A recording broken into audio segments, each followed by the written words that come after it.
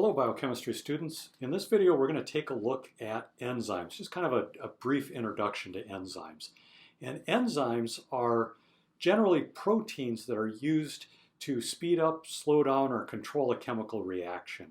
And a great example of this is yeast. Yeast can be used to make bread rise. It converts carbohydrates into carbon dioxide. But yeast could also be used to convert carbohydrates into alcohol. And this is how we make beer. And enzymes have a kind of a narrow range of where they're most active, such as temperature or pH and such. And so when your body becomes sick and your temperature rises, that's usually to try to denature the proteins and the bacteria that are making you sick. But if they get too high, or if your fever gets too high, it could denature the proteins that you need to keep yourself going. Also in alcohol, when the alcohol content gets too high, it can denature the yeast enzymes and stops the fermentation process. This is why beer or wine generally cap out at around 12–13% alcohol. And then some genius figured out how to boost that by distillation.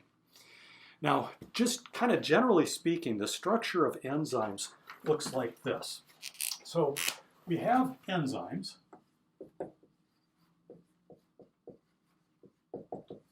And enzymes can be broken into two categories. We have simple enzymes.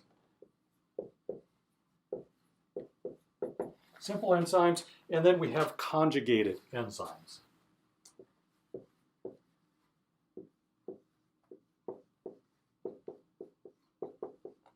Simple and conjugated enzymes. Now our simple enzymes, these are made of primarily protein.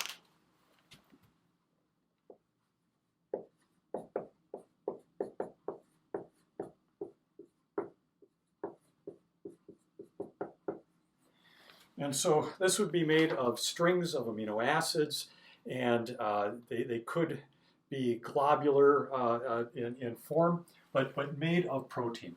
And our conjugated enzymes are going to be made out of protein and non-protein. So non-protein and protein.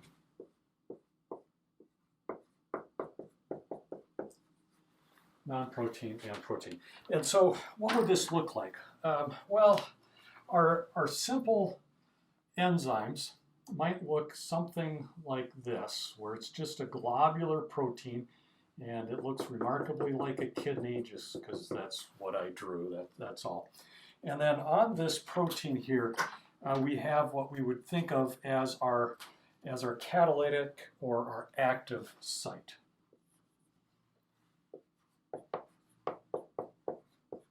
Active site. And this is where things are going to become temporarily attached and then catalyzed or chemically changed. And then in our conjugated enzyme over here, it's going to look something like this, where we have our globular protein and go like this, kind of make it look like, I guess, a jelly bean again. And then we're going to have a non-protein portion here. And so this right here becomes our catalytic or active site.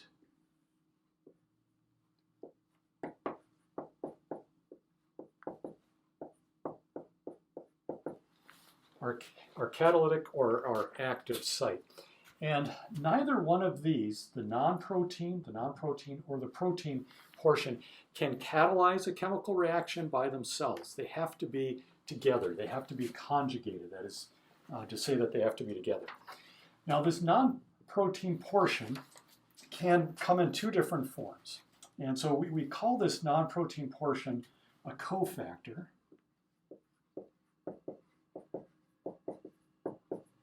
And that cofactor can be two different forms here. And our cofactors could be metal ions.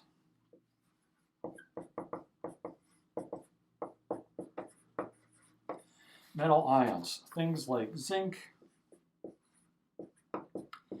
or magnesium, or iron,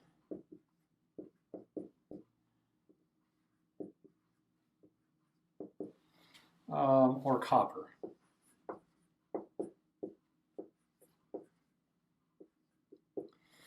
And these metal ions, you generally get plenty of these just in the food that you eat. You don't need much of these, so just trace amounts. So usually people aren't too deficient in the metal ions. And besides metal ions, we could have what's called coenzymes.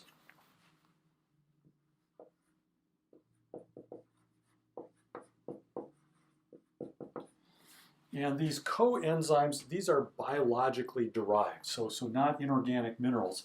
Biologically derived things such as B vitamins.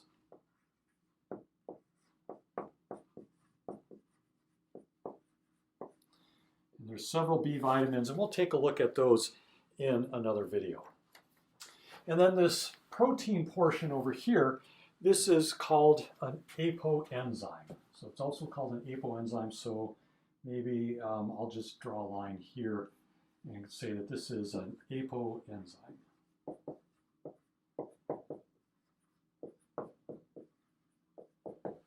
An apoenzyme. Now, when we take a non-protein cofactor and a protein apoenzyme and we bring them together and they are biologically active, they have a fancy name. And this is called a holoenzyme. So where can I put that in here? Maybe I'll put that up here. And so these here together, like this, biologically active, become a holoenzyme.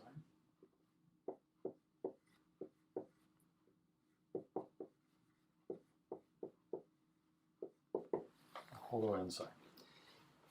Wow, so there's a fair amount of vocabulary here. It might not hurt if you have trouble remembering things to maybe make some flashcards so that way you're familiar with all of these different terms because we're going to be using them as we go forward in a few more videos.